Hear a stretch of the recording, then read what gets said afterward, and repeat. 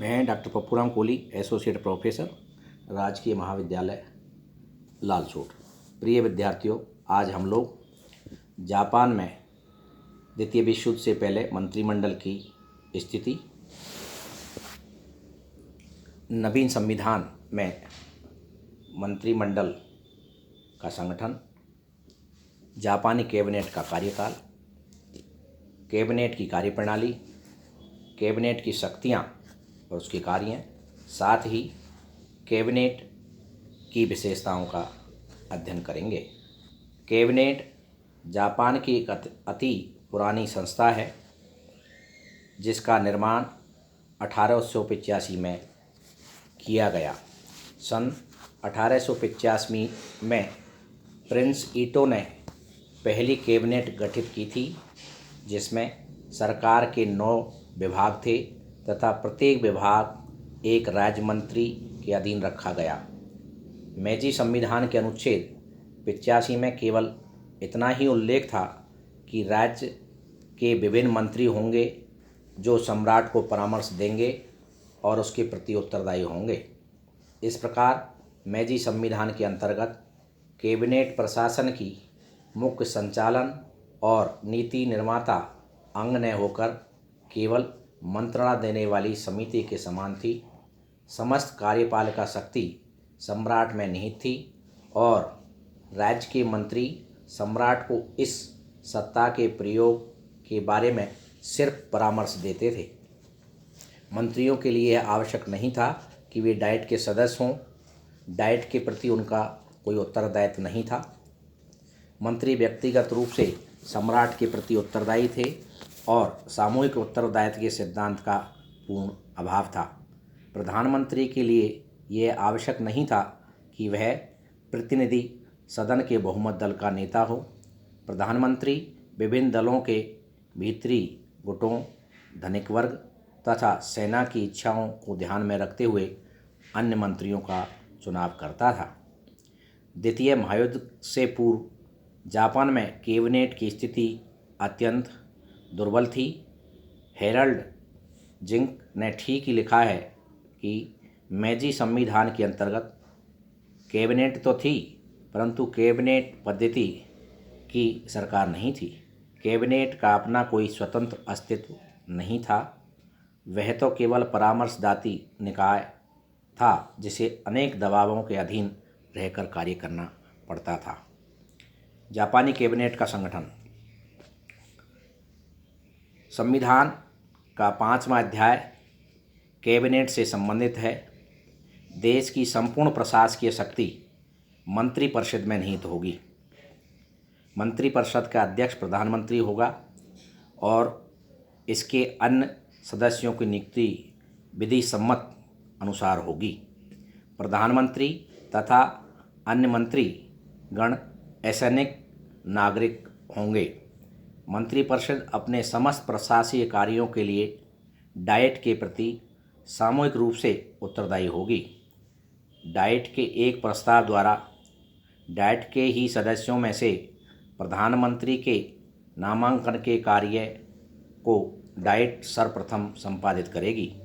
राज्य के अन्य मंत्रियों की नियुक्ति प्रधानमंत्री स्वयं करता है। मंत्रियों की अधिकांश संख्या डाइट के सदस्यों में से ही होगी। प्रधानमंत्री को अपनी इच्छानुसार मंत्रियों को पदच्युत करने का अधिकार भी प्राप्त है। व्यवस्थापिका सभा से बाहर भी मंत्रियों की नियुक्ति की जा सकती है। मंत्रियों की संख्या प्राय 16 से 20 होगी। जापानी कैबिनेट का कार्यकाल। जापान की कैबिनेट प्रतिनिधि सदन के बहुमत के समर्थन तक ही अपने पद पर बनी रह सकती है। यदि प्रतिनिधि सदन कैबिनेट के विरुद्ध अविश्वास प्रस्ताव पास कर देता है तो कैबिनेट को 10 दिन के भीतर या तो स्वयं त्यागपत्र दे देना चाहिए अथवा प्रतिनिधि सभा को भंग कर देना चाहिए एवं देश में दोबारा निर्वाचन कराना चाहिए। जब कैबिनेट त्यागपत्र दे देता है तो वह दोनों सदनों के अध्यक्षों को इस बात की लिखित सूचना देती है। यह सूचना प्राप्त होने पर डाइट नए प्रधानमंत्री को छांटने का कार्य आरंभ कर देती है। कैबिनेट की कार्यप्रणाली।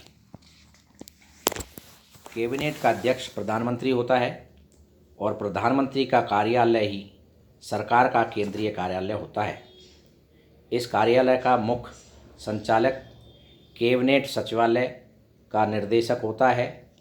इसकी सहायता के लिए उपनिदेशक होते हैं। सचिवालय कैबिनेट की सभाओं का कार्यक्रम तैयार करता है, आवश्यक पत्र तैयार करता है एवं अन्य मामलों का प्रबंधन करता है। कैबिनेट की बैठकें साधारणतया सप्ताह में 2 बार प्रधानमंत्री की अध्यक्षता में प्रधानमंत्री के सरकारी भवन में होती हैं। प्रधानमंत्री की अनुपस्थिति में उप प्रधानमंत्री सभापतित्व करता है। कैबिनेट की बैठक के लिए कोई गणपूर्ति निश्चित नहीं है, लेकिन कैबिनेट के निर्णय गोपनीय होते हैं और उन्हें प्रकाशित नहीं किया जा सकता। कैबिनेट मंत्रियों के अधीन उपमंत्री भी होते हैं। ये सरकारी अधिकारी होते हैं। कैबिनेट की शक्तियाँ तथा कार्य। जापान के संविधान के अनुच्छेद 73 में कैबिनेट के कार्यों का वर्णन विस्तार से किया गया है, जो इस प्रकार है। नंबर 1, कानूनों को लागू करना। नंबर 2, राज्यों के कार्यों का संचालन करना। नंबर 3, विदेशी मामलों का प्रबंधन करना। नंबर 4, संधियां समझौते करना। इस हेतु डाइट का अनुमोदन आवश्यक है, संधि करने से पूर्व अथवा संधि करने के पश्चात।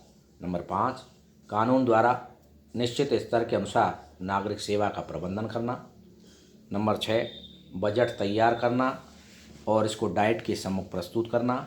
नंबर 7, संविधान और कानूनों की धाराओं को लागू करने के लिए आदेश जारी करना। इस प्रकार के मंत्रिमंडल के आदेशों में यह दंड विषयक धाराएं तब तक शामिल नहीं कर सकता जब तक कि कानून द्वारा इसकी शक्तियां उसे न सौंपी गई हों। नंबर 8, आम माफ़ी, विशेष माफ़ी, दंड परिवर्तन तथा स्थगित करने और अधिकारों की पुनः स्थापना के बारे में निर्णय करना है। नंबर 9, मंत्रिमंडल ही सब विभागों की निगरानी करता है और गृह तथा वैदेशिक नीतियां निर्धारित करता है। नंबर 10, यदि निचले सदन को भंग कर दिया गया हो और किसी संकट की संभावना हो तो मंत्रिमंडल उच्च सदन की विशेष बैठक बुला सकता है। इन शक्तियों के अतिरिक्त कैबिनेट को प्रतिनिधि सदन को भंग करने का अधिकार भी प्राप्त है। प्रतिनिधि सदन को भंग करके वह हाउस ऑफ काउंसिलर्स का संकटकालीन अधिवेशन बुला सकती है। इस प्रकार कैबिनेट शासन व्यवस्था का प्रमुख अंग है और उसी के हाथ में शासन की समस्त सत्ता है। जापानी कैबिनेट की विशेषताएं। 1947 के संविधान द्वारा जापान के शासन की कैबिनेट पद्धति को अपनाया गया है। कैबिनेट संसदीय प्रणाली की निम्नलिखित विशेषताएं हैं। नंबर 1, शासन व्यवस्था में कैबिनेट प्रणाली के सभी लक्षण मौजूद हैं। कार्यपालिका 2 भागों में विभक्त है, वैधानिक और वास्तविक कार्यपालिका। राज्य का अध्यक्ष सम्राट मात्र औपचारिक प्रधान है। प्रशासन के संचालन की वास्तविक शक्तियां उत्तरदायी मंत्रिमंडल में निहित है। प्रधानमंत्री डाइट के सदस्यों में से ही चुना जाता है। कैबिनेट डाइट के प्रति सामूहिक रूप से उत्तरदायी है। कैबिनेट का निर्माण सामान्यतः एक ही राजनीतिक दल में से होता है। प्रधानमंत्री कैबिनेट का प्रधान होता है और उसे कैबिनेट पर पूर्ण नियंत्रण होता है। कैबिनेट पद्धति के इस समस्त लक्षणों के बावजूद जापानी संविधान में कुछ विशिष्ट प्रावधान भी हैं जिससे वहाँ की कैबिनेट का अनूठापन झलकता है। ये विशेषताएं निम्नलिखित हैं। नंबर 1, इंग्लैंड और भारत में जहाँ शासन को कैबिनेट प्रणाली अपनाई गई है, समस्त कार्यपालिका शक्ति सिद्धांत सम्राट और राष्ट्रपति में निहित हैं, जबकि जापान में कार्यपालिका की शक्तियाँ कैबिनेट में निहित कर दी गई हैं। नंबर 2, इंग्लैंड और भारत में मंत्रिमंडल सम्राट या राष्ट्रपति का माना जाता है, जबकि जापान में प्रधानमंत्री को कैबिनेट का अध्यक्ष बनाया गया है।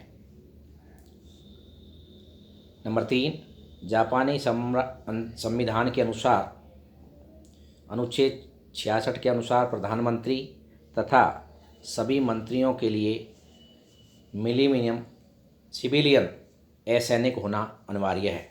नंबर 4, जापान में प्रधानमंत्री की नियुक्ति डाइट के सदस्यों में से डाइट के एक प्रस्ताव द्वारा होती है।